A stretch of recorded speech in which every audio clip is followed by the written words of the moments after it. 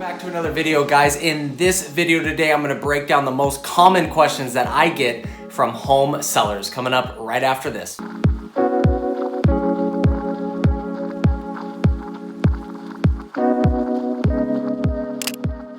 Welcome back to the YouTube channel that's all about real estate. My name is Alex, and if this is your first time tuning into my YouTube channel, welcome. I post videos 3 times a week, every Monday, Wednesday, Friday. So definitely hit that subscribe button if you haven't already. You want to learn more about real estate, whatever the case might be. I cover everything to do with real estate investing, how to make money through real estate. So if you're interested in that, definitely hit that subscribe button. Now on to the video you're waiting for. All right, so some of the most common questions that I get from home sellers, people I'm talking to, probably the most common one that I get is, when is the best time to sell my house?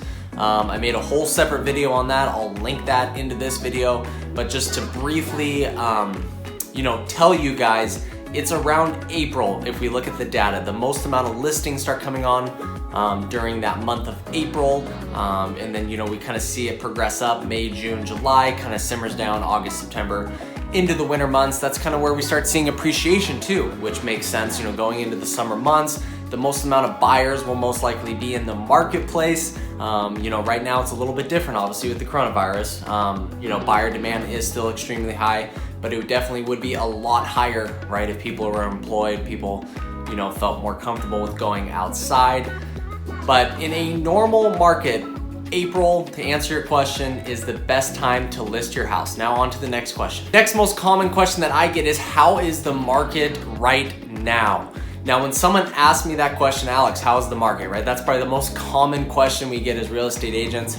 How I would reply is, first off, are you looking to buy, invest, sell, or rent in real estate, right? Your answer to that question will determine my answer back to you. In this scenario, you're wondering, what is the market like to sell your house? There's certain things that we look at as real estate agents analyzing the market. First one is the absorption rate. How fast are houses selling? Days on market.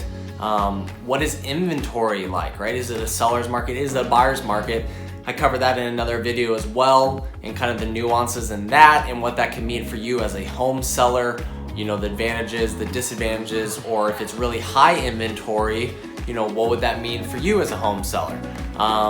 So those are kind of the metrics that we look at, but it's totally based off, if you're thinking of buying, selling, renting, or investing in real estate. Next most common question that I get, say we're getting ready to list the house, Alex, what should I do to my house to get it ready for the marketplace, get it ready for all these showings? How do I maximize the exposure?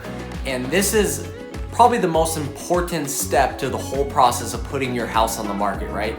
You want your house to be pristine.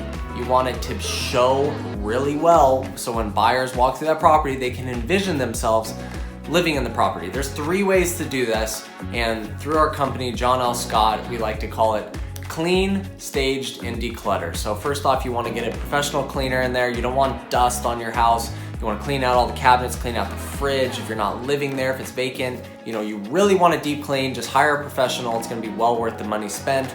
The next one is staged. And now this is definitely comes down to the expertise of the real estate agent you're working with. If you have older, dated furniture, you probably want to stage the house, right? People like that more modern, that new trendy feel, right? So it's totally based on everyone's individual situation. I would highly recommend staging a house if it's empty. Just makes it look better. People can envision where they would put their furniture. It makes it feel more homey. And then the last one is declutter. Declutter's huge. I've had people where, they just have stuff all over the house, right? Like a ton of paintings on the wall. So many little knickknacks laying around. Just clear that all out and just make it super simplified. You don't want to overwhelm anybody that walks through. So those are the 3 steps for you, to home sellers, to analyze before you put your house on the market in there. Clean your house, possibly stage your house, and then declutter your house. Next most common question is, why is the assessed value way different than the estimated value of my home? And this is actually a great question. People don't really understand this. Some people come to me and say, Alex, my assessed value is $600,000.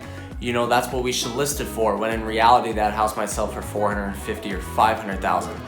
So to answer that question, super simplified, the assessed value is what the taxes go off every single year, right? So you're gonna have your structure of your house, and then you're gonna have the land. So you're gonna have the improvement, assessed value of the improvement, and the assessed value of the land which the house sits on. Okay, those two totals will obviously give you the total assessed value, and then that's how they determine your yearly taxes off that based off the levy rate in your individual county. Right now it's like, I believe it's around 1.1%. Just use 1% for a good metric. So if you have $1 million assessed value house, you're probably gonna be paying about $10,000 a year in property tax. That's kind of just a good rule of thumb. Okay, the last question that I'm gonna comment is, Alex, how do I determine the accurate market value of my property?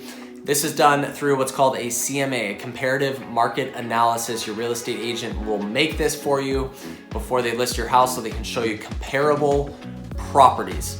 Essentially, all it is think of it as terms of when you go car shopping, right? You're gonna look online and you're gonna say, you know, car A has 10,000 miles, it's priced at $20,000. You know, car B, right, has 20,000 miles and it's priced at $15,000.